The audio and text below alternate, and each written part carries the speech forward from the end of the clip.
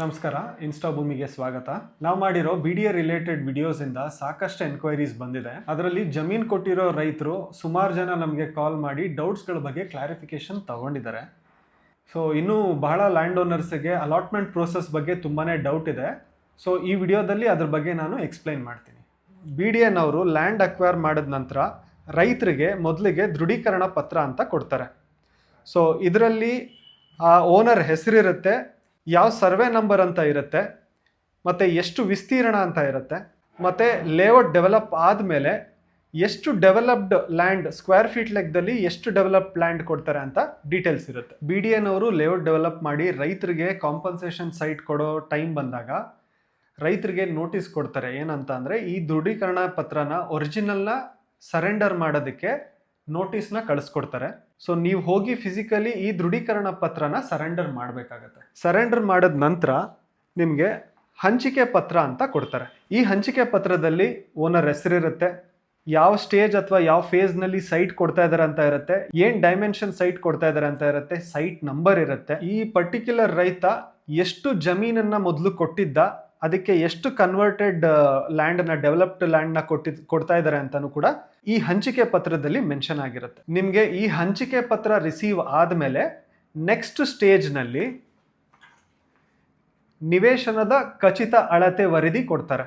So ಈ ನಿವೇಶನ ಖಚಿತ ಅಳತೆ ವರದಿನಲ್ಲಿ ಪ್ರಾಪರ್ಟಿದು ಶೆಡ್ಯೂಲ್ ಬಗ್ಗೆ ಮೆನ್ಷನ್ ಆಗಿರುತ್ತೆ. ಆ particular site number, right, left ಮತ್ತು ಬ್ಯಾಕ್ ಸೈಡ್ ಏನು ಬರುತ್ತೆ ಅನ್ನೋದು ಸೈಟ್ ನಂಬರ್ ಮೆನ್ಷನ್ ಮಾಡಿರ್ತಾರೆ.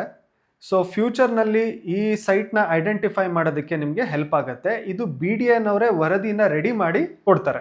ಪೊಸಿಷನ್ ಸರ್ಟಿಫಿಕೇಟ್ ಮತ್ತು ನಿವೇಶನ ಖಚಿತ ಅಳತೆ ವರದಿ ಕೊಟ್ಟ ನಂತರ ನೆಕ್ಸ್ಟ್ ಸ್ಟೇಜ್ನಲ್ಲಿ BDAನವರೇ ಆ ಪರ್ಟಿಕ್ಯುಲರ್ ರೈತರಿಗೆ ಸೇಲ್ ಡೀಡ್ನ ರಿಜಿಸ್ಟರ್ ಮಾಡಿ ಕೊಡ್ತಾರೆ.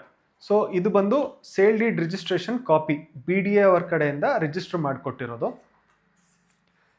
ಸೊ ರೆಗ್ಯುಲರ್ ಆಗಿ ಸೇಲ್ ಡೀಡ್ ಹೆಂಗೆ ರಿಜಿಸ್ಟರ್ ಆಗುತ್ತೆ, ಏನೇನು ಶೆಡ್ಯೂಲ್ಸ್ ಇರುತ್ತೆ, ಸೊ ಅದನ್ನೆಲ್ಲ ಮೆನ್ಷನ್ ಮಾಡ್ತಾರೆ.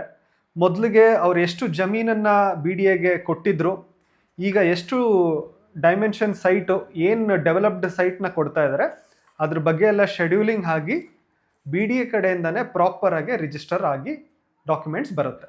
ಸೊ ಸರ್ಕಾರ ರೈತರಿಗೆ ಬೆನಿಫಿಟ್ ಆಗಲಿ ಅಂತ ಹೇಳಿ 7.6% ಏನು ಸ್ಟ್ಯಾಂಪ್ ಡ್ಯೂಟಿ ಇರುತ್ತೆ ಅದನ್ನು ವಿನಾಯಿತಿ ಕೊಟ್ಟು 6,000 to 8,000 ರೂಪಾಯಿಗೆ ರಿಜಿಸ್ಟರ್ ಮಾಡಿಕೊಡುತ್ತೆ.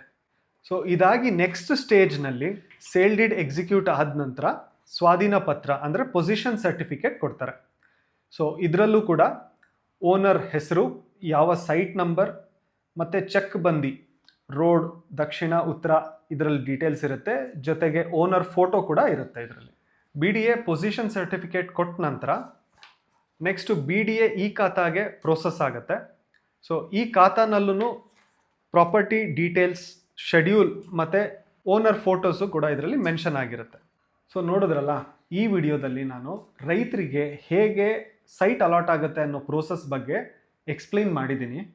ಸೊ ಸಾಕಷ್ಟು ಡೌಟ್ಸ್ ಎಲ್ಲ ನಿಮಗೆ ಕ್ಲಿಯರ್ ಆಗಿದೆ ಅಂತ ಅಂದ್ಕೊಂಡಿದ್ದೀನಿ. ಇನ್ನೂ ಏನಾದರೂ ನಿಮಗೆ ಫರ್ದರ್ ಡೌಟ್ಸ್ ಇದ್ದು ಏನಾದರೂ ಇನ್ಫಾರ್ಮೇಷನ್ ಬೇಕು ಅಂತ ಅಂದರೆ ಲ್ಯಾಂಡ್ ಶೇರ್ ಇರೋವಂಥ ರೈತರು ನಮಗೆ ಕಾಂಟ್ಯಾಕ್ಟ್ ಮಾಡ್ಬೋದು. ಸೊ ಇದಾಗಿತ್ತು ಇವತ್ತಿನ ವಿಡಿಯೋ. ಹೀಗೆ ಪ್ರಾಪರ್ಟಿ ರಿಲೇಟೆಡ್ ಲೀಗಲ್ ಇನ್ಫಾರ್ಮೇಷನ್ಸ್ಗಳ ಬಗ್ಗೆ ರೆಗ್ಯುಲರ್ ವಿಡಿಯೋಸ್ ಮಾಡ್ತಾ ಇರ್ತೀರಿ. ನಮ್ಮ ಚಾನಲ್ನ ಸಬ್ಸ್ಕ್ರೈಬ್ ಮಾಡಿ. ಇನ್ಸ್ಟಾಗ್ರಾಮ್ನಲ್ಲಿ ನೋಡ್ತಾ ಇದ್ದೀರಾ ಅಂತ ಅಂದರೆ ಮರಿದಿರಾ ಫಾಲೋ ಮಾಡಿ.